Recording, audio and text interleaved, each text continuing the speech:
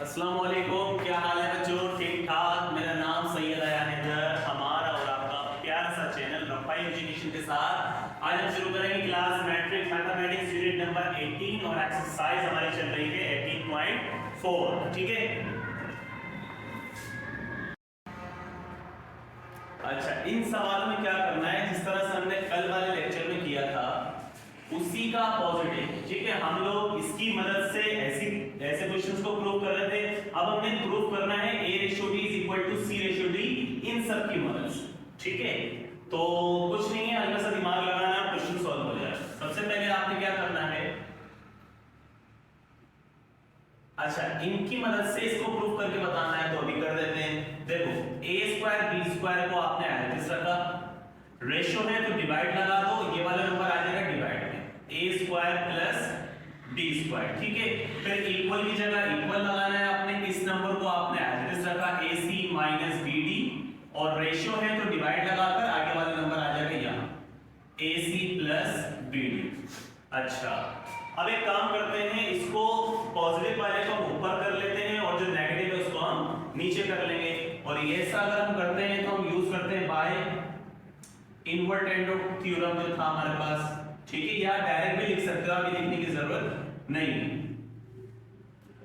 ठीक है, क्या करेंगे हम, जो नीचे वाली वैल्यू है वो ऊपर चली जाएगी a² + b², और जो ऊपर वाली है वो नीचे आ जाएगी a² - b² = ac, ये ऊपर चला जाएगा, प्लस bd और ऊपर वाला ac - bd। इतनी बात समझ में आ गई? ठीक है अच्छा अब क्या करें, अब अगर हम थ्योरम को यूज करें, थ्योरम क्या था हमारे पास कल वाला, by invertendo by componendo and dividendo theorem. क्या था हमारे पास, यहां पर लिख देते हैं थ्योरम। ठीक है, क्या था वो, क्या कहते हैं कि भैया a/b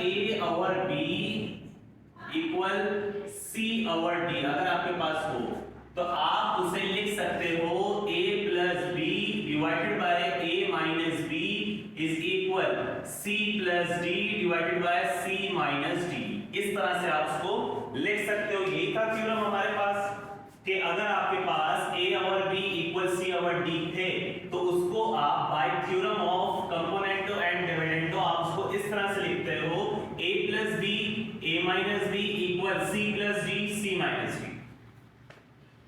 अब चेक करो, ये वाली कंडीशन जो है ना, ये वाली कंडीशन यहां पर अप्लाई हुई है, ये वाली कंडीशन यहां पर अप्लाई हुई भी है। तो अगर हम इसको चेक करें तो a की जगह लिखा हुआ है a², b की जगह लिखा हुआ है b², फिर a की जगह लिखा हुआ है a², b की जगह लिखा हुआ है b², इसी तरह से c की जगह लिखा हुआ है ac और d की जगह लिखा हुआ है bd, फिर c की जगह लिखा हुआ है ac और d की जगह लिखा हुआ है bd। तो ये पूरी कंडीशन इसके ऊपर अप्लाई हुई भी है। आपने क्या करना है, इस पूरी कंडीशन को बंद करना है इसके अंदर। तो आपको अभी मैंने बताया a की जगह बताओ क्या रखेंगे हम, a², a की जगह रख देंगे हम a², b की जगह क्या रख देंगे हम b²। ठीक है, इक्वल की जगह इक्वल, c की जगह क्या रखेंगे हम ac, c की जगह आ जाएगा ac और d की जगह क्या रख देंगे हम bd। ठीक है, कोई मुश्किल नहीं था। कल हम क्या कर रहे थे, कल हम अप्लाई कर रहे थे ये वाली कंडीशन। ठीक है, फॉर्मूले की राइट साइड यानी कि थ्योरम जो है हमारे पास उसके राइट हैंड साइड हम अप्लाई कर रहे थे। अब हमें राइट हैंड साइड बनाकर दे दी गई है तो हम उस पर अप्लाई कर रहे हैं कौन सी, लेफ्ट हैंड साइड। इस तरह से हम उसको लेकर आ गए। यही होता है ना a + b a - b = c + d c - d। तो आपको पता है a ये है, b ये है, c ये है, d ये है। आपने उसको इस तरह से इस कंडीशन में लिखकर दिखा दिया, a b c और d लिख दिया। अब चेक करें कि a b और c d आ रहा है, हमें ये लेकर आना ना a/b = c/d। तो इसको कैसे ला सकते हैं, अगर हम इसको मल्टीप्लाई कर दें, मल्टीप्लाइंग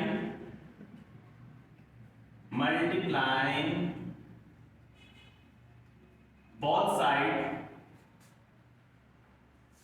गलत कर दिया हमने थोड़ा सा, इसकी स्पेलिंग सही कर लेना। ठीक है, मल्टीप्लाइंग बोथ साइड बाय किससे करें, बी ओवर ए। अगर हम इसको बी ओवर ए से मल्टीप्लाई कर दें बोथ साइड, तो चेक करो, देखो B divided by A multiply ये वाला number A square over B square equal, इसी तरह से b divided by a multiply by ये वाला number ac divided by bd, यानी कि b ओवर a इसके साथ भी b ओवर a इसके साथ भी आपने लगा दिया, ठीक हो गया। अच्छा ये कर लिया, तो अब करें से 1 2 एंड 3, चल कॉपी पेंसिल निकालो, लिखना शुरू करो। और अच्छा अब देखो यहाँ पर 2b है ना, तो 2b में से एक b को कैंसिल कर दो। यहाँ पर 2a है तो 2a में से एक a कैंसिल हो गया। ऊपर कितने a स्क्वायर था, कितने a बच गए, एक a बच गया, ठीक है। डिवाइड में क्या बचा, देखो 2b थे, इससे ये कैंसिल हो गया, तो एक b बचा आपके पास डिवाइड में इक्वल। अब यहाँ पर अगर हम चेक करें तो b से b कैंसिल हो जाएगा, a से a कैंसिल हो जाएगा, क्या बचा c divided by d, c divided by d। और अगर ये डिवाइड में है, इसको मैं रेशियो में लिखना चाहूं तो उसको हम ऐसे लिख सकते हैं, a डिवाइड हटाकर रेशियो लगाई और डिवाइड वाला नंबर ऊपर इक्वल c, ये डिवाइड हटाकर आप क्या लगाओगे, रेशियो लगाई और ये d आ जाएगा ऊपर। अब चेक करो कि यही चीज लेकर आनी थी हमने, a ratio b is equal to c ratio d, और यहीं पर आपका क्वेश्चन कंप्लीट, ठीक है, हैंस प्रूव्ड। चलो कॉपी करो, आगे चलें।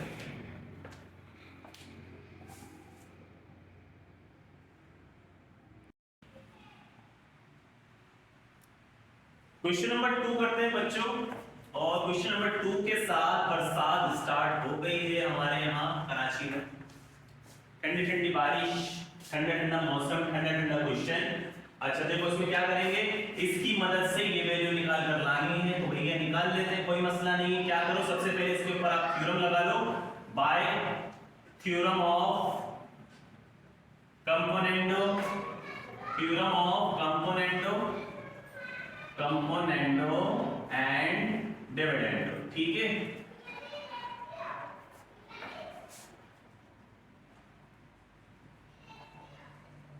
डिविडेंडो, तो ये थ्योरम उसके ऊपर अप्लाई करेंगे। अब इसको मैं पता है आपको कि जो थ्योरम था वो क्या है, a divided by b is equal c divided by d। अगर आपके पास हो तो उसे आप लिख सकते हो a plus b divided by a minus b is equal c plus d divided bye c minus d। तो a जो है वो ये वाली वैल्यू कहलाएगी, b जो है वो नीचे वाली, c जो है वो ये, और d जो है वो ये कहलाएगी। तो अब करते हैं जरा, देखो a की जगह बोलो क्या रखेंगे हम, a plus b plus c plus d, a हो गया, आगे प्लस लगा दो। b की जगह ये वाली वैल्यू रखिए, क्या लिखा हुआ है, a plus b minus c minus d, ठीक है। फिर डिवाइड की लाइन आ जाएगी, फिर a की जगह a की वैल्यू आ जाएगी, a plus b plus c plus d, ठीक है। अब माइनस का साइन आ जाएगा, b की जगह b की वैल्यू आ जाएगी नीचे वाली, ठीक है, a plus b minus c minus d, equal की जगह इक्वल, c की जगह c की वैल्यू आ जाएगी ये वाली, a minus b plus c minus d, ठीक है। डिवाइडेड बाय सॉरी c की जगह उसकी वैल्यू रखने के बाद आगे प्लस का साइन लगाओगे आप, और d की जगह d की वैल्यू क्या लिखा हुआ है, a minus b minus c plus d। इसी तरह से फिर c की जगह c की वैल्यू क्या है, a minus b plus c minus d। अब माइनस का साइन बिल्कुल एज इट इज, और d की जगह d की वैल्यू आ जाएगी a minus b minus c plus d। छोटे छोटे से क्वेश्चन है, समझ में आ रहा होगा, ठीक है। अब हम क्या करते हैं, अगले स्टेप में हम ब्रैकेट को ओपन कर देते हैं। तो इतना कॉपी कर लिया होगा, रब करते हैं इसे,